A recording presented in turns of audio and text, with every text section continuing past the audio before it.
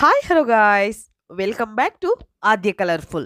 ನಾನು ಸುಮಾ. ಫ್ರೆಂಡ್ಸ್, ಇವತ್ತಿನ ವಿಡಿಯೋದಲ್ಲಿ ಒಂದು ಇನ್ಸ್ಟೆಂಟ್ ಬ್ರೇಕ್ಫಾಸ್ಟ್ ರೆಸಿಪಿನ ನಿಮ್ಮ ಜೊತೆ ಶೇರ್ ಮಾಡ್ಕೊಳ್ತಾ ಇದ್ದೀನಿ. ಮೊಸರು ಸೋಡಾ ಏನೋ ಇಲ್ಲದೆ 10 ನಿಮಿಷದಲ್ಲಿ ಗರಿಗರಿಯಾದ ದೋಸೆನ ಹೀಗೆ ತಯಾರಿಸಿ ತಿಂದರೆ ಮತ್ತೆ ತಿನ್ನಬೇಕು ಅನಿಸುತ್ತೆ. ಅಷ್ಟು ಟೇಸ್ಟಿಯಾಗಿರುವಂಥ ಈಸಿಯಾಗಿರುವಂಥ ಒಂದು ದೋಸಾ ರೆಸಿಪಿನ ನಿಮ್ಮ ಜೊತೆ ಶೇರ್ ಮಾಡ್ಕೊಳ್ತಾ ಇದ್ದೀನಿ. ಖಂಡಿತವಾಗ್ಲೂ ಈ ಒಂದು ದೋಸೆಯನ್ನು ಒಂದ್ಸಲ ತಯಾರಿಸಿ ಹೇಗೆ ಬಂತು ಅಂತ ತಪ್ಪದೆ ಕಾಮೆಂಟ್ ಸೆಕ್ಷನಲ್ಲಿ ತಿಳಿಸಿ ಫ್ರೆಂಡ್ಸ್.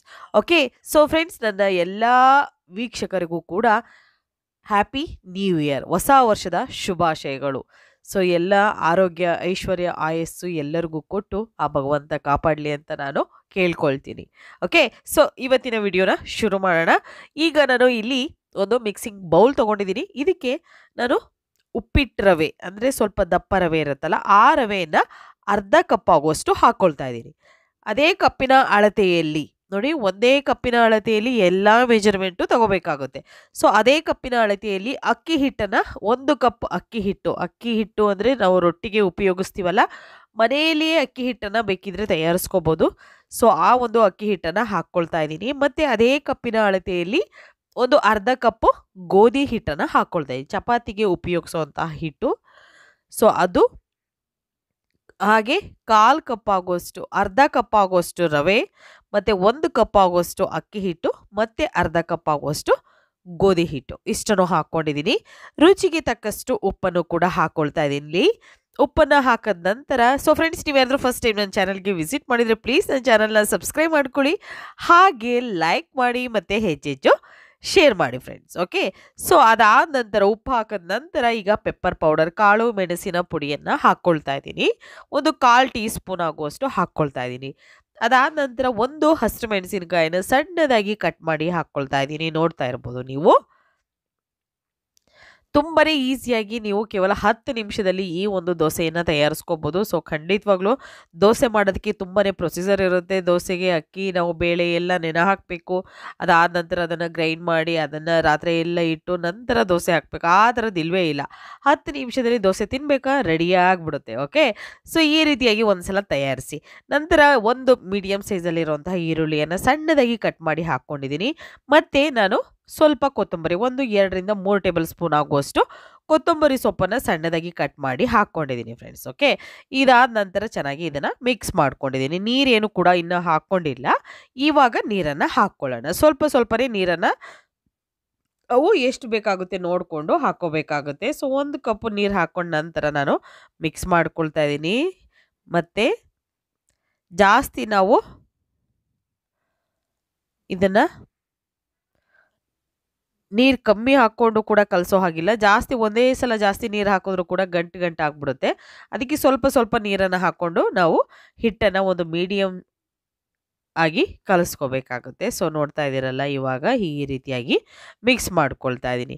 ತುಂಬಾ ಈಸಿಯಾಗಿ ಮಾಡ್ಕೊಳ್ಳೋ ಅಂಥದ್ದು, ತುಂಬ ಟೇಸ್ಟಿ ಇರುತ್ತೆ. ಬೇಕು ಅಂದರೆ ಇದಕ್ಕೆ ವೆಜಿಟೇಬಲ್ಸ್ ಕೂಡ ನೀವು ಹಾಕ್ಕೊಳ್ಬೋದು. ಕ್ಯಾರೆಟ್ ಬೇಕು ಅಂದರೆ ಕ್ಯಾರೆಟ್ ಕೂಡ ಹಾಕ್ಕೊಳ್ಬೋದು, ಅಥವಾ ಸಣ್ಣದಾಗಿ ಕಟ್ ಮಾಡಿ ಬೀನ್ಸ್ ಹಾಕ್ಕೊಳ್ತೀವಿ ಅಂದರೆ ಅದನ್ನು ಕೂಡ ಹಾಕ್ಕೊಳ್ಬೋದು, ಅಥವಾ ಆಲೂಗೆಡ್ಡೆ ತುರಿದು ಹಾಕ್ಕೊಳ್ತೀವಿ ಅಂದರೆ ಖಂಡಿತ ಆಲೂಗೆಡ್ಡೆ ಕೂಡ ಹಾಕ್ಕೊಳ್ಬೋದು ಫ್ರೆಂಡ್ಸ್. ತುಂಬಾ ಚೆನ್ನಾಗಿರುತ್ತೆ. ಅದಾದ ನಂತರ ಮತ್ತೆ ಇನ್ನೊಂದು ಕಪ್ ನೀರನ್ನು ಹಾಕ್ಕೊಳ್ಳೋಣ. ಇವಾಗ ನಾವು ಇಷ್ಟನ್ನು ಹಾಕಿದ ನಂತರ ಮತ್ತು ಇನ್ನೊಂದು ಕಪ್ಪು ನೀರು ತೊಗೊಳ್ತಾ ಇದ್ದೀನಿ. ಅದರಲ್ಲಿ ಸ್ವಲ್ಪ ಹಾಕ್ಕೊಂಡಿದ್ದೀನಿ, ಒಂದು ಅರ್ಧ, ಮತ್ತು ಅದನ್ನು ಹಾಗೆ ಇಟ್ಟಿದ್ದೀನಿ. ಸೊ ನೀರು ಎಷ್ಟು ಬೇಕಾಗುತ್ತೆ ನೋಡಿಕೊಂಡು ನಾವು ಹಾಕ್ಕೊಳ್ಳೋಣ. ನೋಡಿ, ಈ ರೀತಿ ಚೆನ್ನಾಗಿ ಮಿಕ್ಸ್ ಮಾಡಿಕೊಳ್ಳೋಣ. ಮಿಕ್ಸ್ ಮಾಡಿದ ನಂತರ ಈಗ ಕರೆಕ್ಟಾಗಿ ಎಲ್ಲ ಮಿಕ್ಸ್ ಆಗಿದೆ. ಇದನ್ನು ನಾವು ರವೆ ಹಾಕಿರೋದ್ರಿಂದ ಒಂದು 5 ನಿಮಿಷ ಆದರೂ ಇದನ್ನು ರೆಸ್ಟಿಗೆ ಇಡಬೇಕಾಗುತ್ತೆ. ರವೆ ಒಂದು ಸ್ವಲ್ಪ ನೆನಿಬೇಕು. ಅದಕ್ಕೋಸ್ಕರ ಪ್ಲೇಟನ್ನು ಮುಚ್ಚಿ ಒಂದು 5-10 ನಿಮಿಷ ಟೈಮ್ ಇದ್ದರೆ ಇಡಿ, ಇಲ್ಲಾಂದರೆ ದಿಢೀರಾಗಿ ನೀವು ರೆಡಿ ಆಗುತ್ತೆ ಈ ಒಂದು ದೋಸೆ. ಸೊ ಇದಕ್ಕೆ ನಾನು ಮೊಸರು ಮತ್ತು ಸೋಡಾ ಈನೋ ಯಾವುದನ್ನು ಕೂಡ ಉಪಯೋಗಿಸ್ತಿಲ್ಲ. ತುಂಬಾ ಈಸಿಯಾಗಿ ಇನ್ಸ್ಟೆಂಟಾಗಿ ಮಾಡ್ಕೊಳ್ಳುವಂಥ ದೋಸೆ. ಸೊ ಈಗ ಮಿಕ್ಸ್ ಮಾಡ್ಕೊಳ್ಳೋಣ. ನೋಡಿ, ಒಂದು 5 ನಿಮಿಷ ಬಿಟ್ಟಿದ್ದೆ. ಅದಾದ ನಂತರ ಮತ್ತೆ ಮಿಕ್ಸ್ ಮಾಡ್ಕೊಳ್ತಾ ಇದ್ದೀನಿ. ಸ್ವಲ್ಪ ನನಗೆ ಗಟ್ಟಿ ಅನ್ನಿಸ್ತಾ ಇದೆ ನೋಡಿದ್ರೆ. ಇನ್ನೊಂದು ಸ್ವಲ್ಪ ನೋಡೋಣ, ಬೇಕು ಅಂದರೆ ನೀರನ್ನು ಹಾಕ್ಕೊಳ್ಳೋಣ. ನೋಡಿ, ಒಂದು ಸೌಟಲ್ಲಿ ನಾನು ಅದನ್ನು ಕಲಿಸ್ಕೊಳ್ತಾ ಇದ್ದೀನಿ. ಸೊ ನೋಡ್ತಾ ಇದ್ದೀರಲ್ಲ, ಈ ರೀತಿ ಸ್ವಲ್ಪ ತಿಕ್ಕಾಗಿದೆ ಅಂದರೆ ಏನು ಅಂದರೆ ದೋಸೆ ಚೆನ್ನಾಗೇ ಬರುತ್ತೆ, ಏನೂ ತೊಂದರೆ ಇರಲ್ಲ. ಸ್ವಲ್ಪ ಗಟ್ಟಿ ಬರೋದು ಅಂದರೆ ಮೆತ್ತಗಾಗತ್ತೆ, ನಮಗೆ ಗರಿಗರಿಯಾಗಿ ಬರೋದಿಲ್ಲ. ಸೊ ಅದಕ್ಕೋಸ್ಕರ ಏನು ಮಾಡಬೇಕು ಅಂದರೆ ಸ್ವಲ್ಪ ನೀರಂಗಿರಬೇಕು ಹಿಟ್ಟು. ನೋಡಿ, ಈಗ ಇನ್ನೊಂಚೂರು ನೀರು, ಅರ್ಧ ಕಪ್ ಮತ್ತೆ ನೀರು ಹಾಕ್ಕೊಳ್ತಾ ಇದ್ದೀನಿ. ಇಷ್ಟನ್ನು ಹಾಕಿದ ನಂತರ ನೋಡಿ ಈಗ ಕರೆಕ್ಟಾಗಿದೆ. ಬೇಕು ಅಂದರೆ ಇನ್ನೂ ಸ್ವಲ್ಪ ನೀರು ಕೂಡ ನೀವು ಹಾಕ್ಕೊಳ್ಬೋದು. ಇಲ್ಲ ಇಷ್ಟೇ ಸಾಕು ಅಂದರೆ ಇಷ್ಟು ಕೂಡ ಆಗುತ್ತೆ. ಇವಾಗ ನಾವು ಹಿಟ್ಟು ಈಗ ನಮಗೆ ರೆಡಿಯಾಗಿದೆ. ದೋಸೆ ಹಾಕೋಣ ಇವಾಗ. ದೋಸೆ ಹೇಗೆ ಬರುತ್ತೆ ಅಂತ ಖಂಡಿತವಾಗಿ ನೀವೆಲ್ಲರೂ ಕೂಡ ನೋಡ್ಬೋದು. ಈಗ ಒಂದು ನಾನ್ ಸ್ಟಿಕ್ ತವಾ ತೊಗೊಂಡಿದ್ದೀನಿ. ಸೊ ಈ ತವಕ್ಕೆ ಸ್ವಲ್ಪ ಎಣ್ಣೆನ ಗ್ರೀಸ್ ಮಾಡ್ಕೊಳ್ತಾ ಇದ್ದೀನಿ. ಬೇಕು ಅಂದರೆ ಹಾಕ್ಕೊಳ್ಬೋದು, ಇಲ್ಲಾಂದರೆ ಏನು ತೊಂದರೆ ಇಲ್ಲ. ಸ್ವಲ್ಪ ನೀರನ್ನ ಚುಮುಕ್ಸಿ ನೀವು ಒರೆಸಿ ಅದಾದ ನಂತರ ದೋಸೆಯನ್ನು ಹಾಕ್ಕೊಳ್ಬೋದು. ಸೊ ಇವಾಗ ಇದ್ರ ಮೇಲೆ ಸ್ವಲ್ಪ ನಾನು ಈರುಳ್ಳಿ ಪೀಸಸನ್ನು ಹಾಕ್ಕೊಳ್ತೀನಿ. ನೋಡಿ ಈ ರೀತಿಯಾಗಿ ತುಂಬ ಚೆನ್ನಾಗಿ ಬರುತ್ತೆ. ಸೊ ಅದಕ್ಕೋಸ್ಕರ ಹಾಕ್ಕೊಳ್ತಾ ಇದ್ದೀನಿ. ಟೇಸ್ಟು ಕೂಡ ಸಖತ್ತಿರುತ್ತೆ. ಬೇಕು ಅಂದರೆ ನೀವು ಈರುಳ್ಳಿಯನ್ನು ಸ್ಕಿಪ್ ಮಾಡ್ಬೋದು.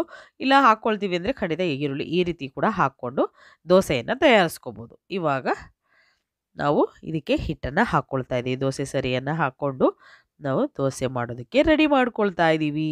ಸೊ ಖಂಡಿತವಾಗ್ಲೂ ನೀವು ಕೂಡ ಈ ದೋಸೆಯನ್ನು ಮನೆಯಲ್ಲಿ ತಯಾರಿಸ್ತೀರಾ ಅಂತ ಭಾವಿಸ್ತೀನಿ ಫ್ರೆಂಡ್ಸ್. ಕೇವಲ 5ರಿಂದ 10 ನಿಮಿಷದಲ್ಲಿ ಆಗುವಂಥ ರುಚಿಯಾಗಿರುವಂಥ ದೋಸೆ ರೆಸಿಪಿ ಇದು. ಇದಕ್ಕೆ ಮೊಸರು, ಸೋಡಾ, ಈನೋ ಯಾವುದನ್ನು ಕೂಡ ಉಪಯೋಗಿಸ್ತಾ ಇಲ್ಲ. ತುಂಬಾ ಗರಿಗರಿಯಾಗಿರುವಂತಹ ದೋಸೆ ಒಂದ್ಸಲ ತಯಾರಿಸಿ ನೀವು ತಿಂದರೆ ಮತ್ತೆ ಮತ್ತೆ ತಿನ್ನಬೇಕು ಅನಿಸುತ್ತೆ. ಅಷ್ಟು ಚೆನ್ನಾಗಿರುತ್ತೆ ಈ ದೋಸೆ ಅಂತೂ. ಆ ಮಕ್ಕಳಿಗಂತೂ ತುಂಬಾ ಇಷ್ಟ ಆಗುತ್ತೆ. ಸಂಜೆ ಸ್ನ್ಯಾಕ್ಸಿಗೆ ಬೇಕು ಅಂದಾಗಲೂ ನೀವು ಇದನ್ನು ದಿಢೀರಾಗಿ ಮಾಡಿ ಕೊಡ್ಬೋದು ಮಕ್ಕಳಿಗೆ. ಓಕೆ, ಸೊ ಇವಾಗ ಇದನ್ನು ನಾನು ಎಲ್ಲ ಕಡೆನೂ ಕೂಡ ಚೆನ್ನಾಗಿ ಇದನ್ನು ಬೇಯಿಸ್ಕೊಳ್ತಾ ಇದ್ದೀನಿ. ಸೊ ನೋಡಿ ಒಂದೇ ಕಡೆ ಇದನ್ನು ನೀವು ಇಟ್ಟರೆ ಒಂದೇ ಕಡೆ ಕಲರ್ ಚೇಂಜ್ ಆಗುತ್ತೆ, ಸುತ್ತಲೂ ಹಾಗೇ ಇರುತ್ತೆ. ಹಾಗಾಗಿ ಸ್ವಲ್ಪ ತವನ ಆ ಕಡೆ ಈ ಕಡೆ ಮಾಡಬೇಕಾಗುತ್ತೆ ನಾವು. ಇವಾಗ ಆಗಿದೆ ನೋಡಿ. ಅದು ನಾವು ಏನು ಸೈಡಲ್ಲೆಲ್ಲ ಅದೇ ಬಿಟ್ಕೊಳ್ಳುತ್ತೆ, ಏನು ಸಮಸ್ಯೆ ಬರೋದಿಲ್ಲ. ತುಂಬಾ ಈಸಿಯಾಗಿ ದೋಸೆ ಬರುತ್ತೆ. ನೋಡ್ತಾ ಇದ್ದೀರಲ್ಲ. ಇವಾಗ ಇದನ್ನು ಮಡಿಸೋಣ. ನೋಡಿ ಈ ರೀತಿಯಾಗಿ ಎಷ್ಟು ಗರಿಗರಿಯಾಗಿ ದೋಸೆ ಬಂದಿದೆ ಅಂತ ನೀವೇ ನೋಡ್ಬೋದು. ತುಂಬಾ ಈಸಿಯಾಗಿರೋವಂಥ ರುಚಿಯಾಗಿರೋಂಥ ಒಂದು ಇನ್ಸ್ಟೆಂಟ್ ದೋಸೆ ರೆಸಿಪಿ ಖಂಡಿತವಾಗ್ಲೂ ಒಂದ್ಸಲ ತಯಾರಿಸಿ ಫ್ರೆಂಡ್ಸ್. ಹೇಗೆ ಬಂತು ಅಂತ ತಿಳಿಸಿ. ನನ್ನ ಎಲ್ಲ ಯೂಟ್ಯೂಬ್ ಚಾನಲ್ಗಳ ಲಿಂಕು ಕೂಡ ಈ ವಿಡಿಯೋನ ಡಿಸ್ಕ್ರಿಪ್ಷನಲ್ಲಿ ಇರುತ್ತೆ, ಅಲ್ಲಿ ನೀವು ಚೆಕ್ ಮಾಡ್ಬೋದು. ಹಾಗೆ ನಿಮಗೆ ನನ್ನ ಚಾನಲ್ಗಳು ಇಷ್ಟ ಆದರೆ ಖಂಡಿತವಾಗ್ಲೂ ನೋಡಿ. ಇಷ್ಟ ಆದರೆ ಚಾನಲ್ನ ಸಬ್ಸ್ಕ್ರೈಬ್ ಮಾಡಿಕೊಂಡು ಕಂಟಿನ್ಯೂ ಮಾಡಿ ಫ್ರೆಂಡ್ಸ್. ಓಕೆ, ಈಗ ದೋಸೆ ರೆಡಿಯಾಗಿದೆ. ಮತ್ತು ಇನ್ನೊಂದು ದೋಸೆಯನ್ನು ಹಾಕ್ಕೊಳ್ಳೋದು ನಾನು ತಿಳಿಸ್ಕೊಡ್ತೀನಿ. ಸೊ ನೋಡಿ ದೋಸೆ ರೆಡಿಯಾಗಿದೆ. ಇವಾಗ ಇದ್ರ ಮೇಲೆ ಮತ್ತೆ ನಾನು ತವಾ ಮೇಲೆ ಸ್ವಲ್ಪ ಈರುಳ್ಳಿಯನ್ನು ಹಾಕ್ಕೊಂಡಿದ್ದೀನಿ. ಈರುಳ್ಳಿ ಹಾಕಿದ ನಂತರ ಈಗ ಸರಿ ಹಾಕ್ಕೊಳ್ಳೋಣ.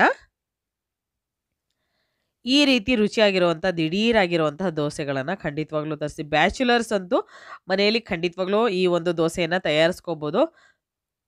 ನೋಡಿ ನನಗೆ ಸುಮಾರು ಜನ ಬ್ಯಾಚುಲರ್ ರೆಸಿಪಿನ ಶೇರ್ ಮಾಡಿ ಅಂತ ಹೇಳ್ತಾ ಇದ್ರು. ಈ ದೋಸೆ ಕೂಡ ದಿಢೀರಾಗಿ ಮಾಡ್ಕೊಳ್ಳೋ ಅಂಥದ್ದು.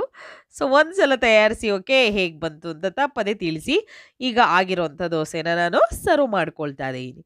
ತುಂಬಾ ಈಸಿಯಾಗಿ ಟೇಸ್ಟಿಯಾಗಿ ಆಗಿರುವಂಥ ದೋಸೆ ರೆಸಿಪಿ ನಿಮಗೆ ಇಷ್ಟ ಆಗಿದ್ರೆ ಚಾನಲ್ನ ಸಬ್ಸ್ಕ್ರೈಬ್ ಮಾಡ್ಕೊಳ್ಳಿ. ಖಂಡಿತವಾಗ್ಲೂ ಇಷ್ಟ ಆಗೇ ಆಗುತ್ತೆ. ಒಂದ್ಸಲ ತಯಾರಿಸಿ. ಓಕೆ, ಇವತ್ತಿನ ವಿಡಿಯೋ ಇಲ್ಲಿಗೆ ಮುಗಿಸೋಣ. ಬಾಯ್.